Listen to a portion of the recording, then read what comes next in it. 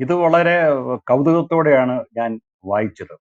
കാരണം ഔദ്യോഗികമായി എന്ത് സംഭവിച്ചു എന്ന് അറിയാൻ ഒരു വഴിയുമില്ല. പത്രങ്ങളെ ആശ്രയിക്കുക മാത്രമാണ് ഗതി. ചില പത്രങ്ങൾ മറ്റു പത്രങ്ങളിലും വന്നിട്ടുണ്ടാകും.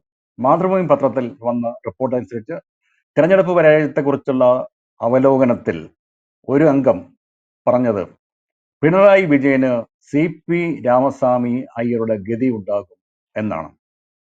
ഇത് കടുത്ത വിമർശനമാണ്. അദ്ദേഹം പൂർണ്ണ അർത്ഥത്തിൽ അതെന്താണ് ഉദ്ദേശിച്ചത് എന്ന് വ്യക്തമല്ല. ഞാൻ അതിൻ്റെ ചരിത്ര പശ്ചാത്തലം പറഞ്ഞുകൊണ്ട് ആരംഭിക്കാം.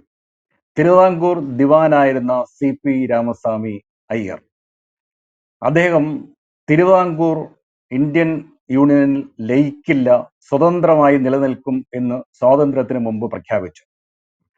CP രാമസ്വാമി അയ്യരുടെ അമേരിക്കൻ മോഡൽ എന്ന് വിശേഷിപ്പിക്കപ്പെട്ട ഈ തീരുമാനത്തിനെതിരെ കൂടിയായിരുന്നു പുന്നപ്ര വയലാർ സമരം ഉണ്ടായത്. 1946 ഒക്ടോബർ 24 മുതൽ 27 വരെ നീണ്ടുനിന്ന ആ പ്രക്ഷോഭത്തിൽ എത്രയോ പേർ രക്തസാക്ഷികളായി.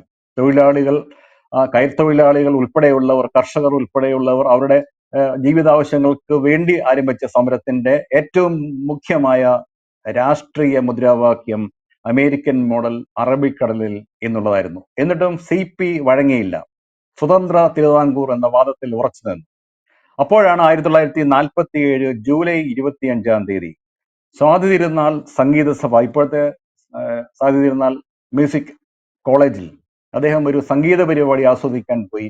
അവിടെ വെച്ച് CP രാമസ്വാമി അയ്യരെ KCS മണി എന്ന KSPയുടെ, അന്നത്തെ സോഷ്യലിസ്റ്റ് പാർട്ടിയുടെ പ്രവർത്തകൻ വെട്ടിപ്പരിക്കേൽപ്പിച്ചു. ഗുരുതരമായി അദ്ദേഹത്തിന് പരിക്ക് പറ്റി.